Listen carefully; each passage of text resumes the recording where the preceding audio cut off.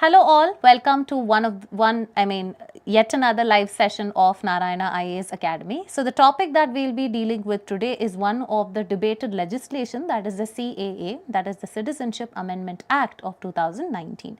So we'll be discussing about various provisions with respect to that of the CAA and how it was actually brought into implementation by amending the Citizenship Act of 1955, and later on we'll be dealing with what are the criticisms and what is the kind of points that the supporters actually had to say, what are the areas like the 6th schedule areas as well as the ILP, that is the inner line permit areas, that is actually excluded from CAA, etc. Okay, so in this particular article we'll be discussing about the Citizenship Amendment Act and also one of the other important concepts of NRC, that is the National Registry for Citizens. Okay, and this particular topic can actually be mapped to both the prelims as well as the mains examination under paper 2, that is Indian Constitution, the historical underpinnings, salient features, amendment, significant provisions as well as the basic structure of the Constitution.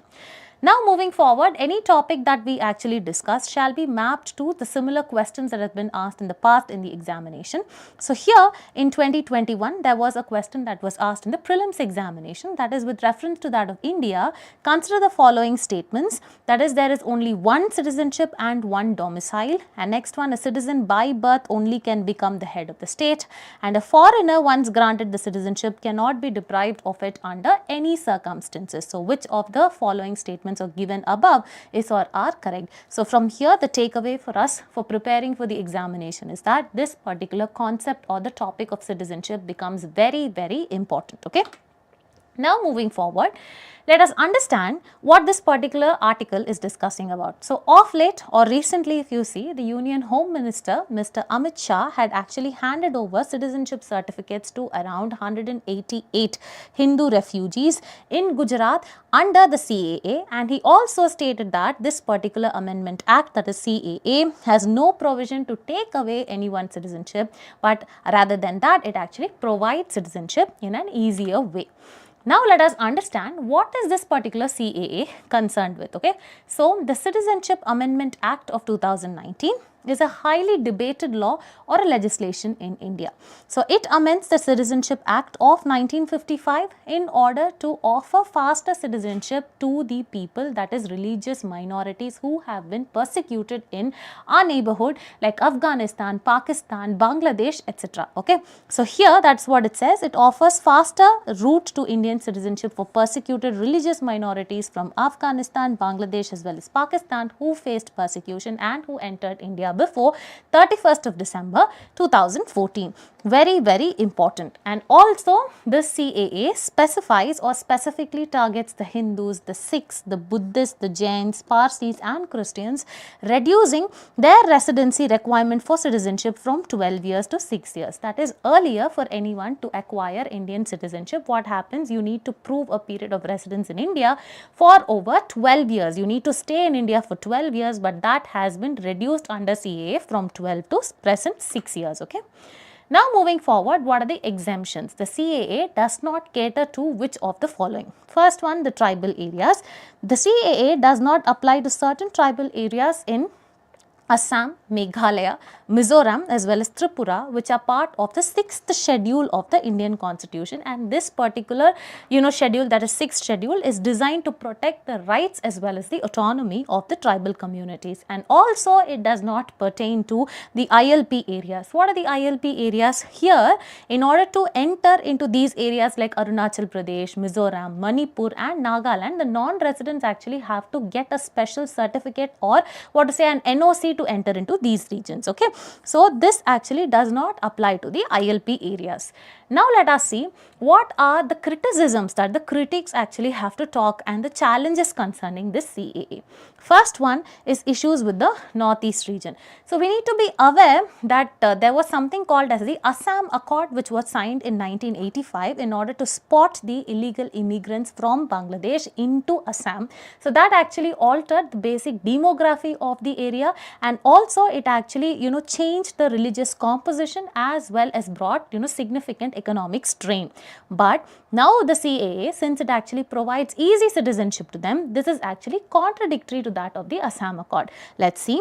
The CAA is seen as contradictory to the Assam Accord of 1985, which sought to identify and deport the illegal immigrants regardless of their religion.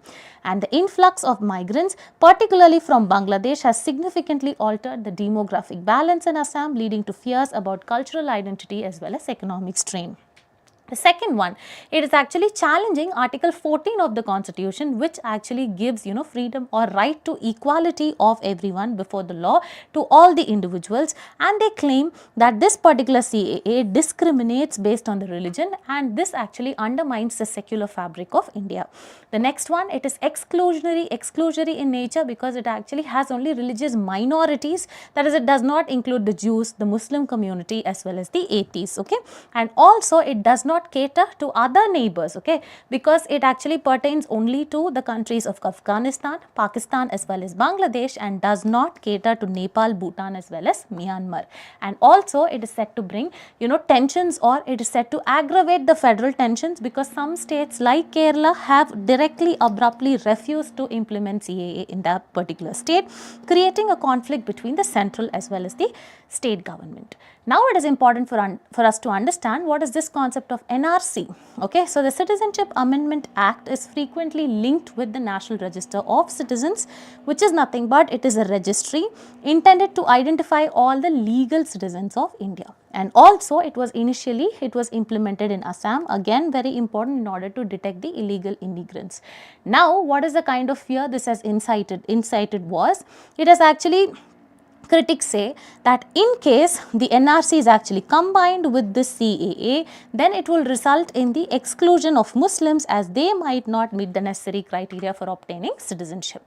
And meeting all this criticism, what is the stand of the government, or the government stance is that the government actually defends this particular legislation as humanitarian in nature, aimed to granting citizenship to persecuted religious minorities. And they also say that Muslims in the areas of Afghanistan, Bangladesh as well as Pakistan, they do not face religious persecution because they are Muslim majority countries. Also, the government has actually pointed out India's historical precedents, where we had provided refuge to the minorities during the partition of India in 1947 and also during the Bangladesh Liberation War in 1971.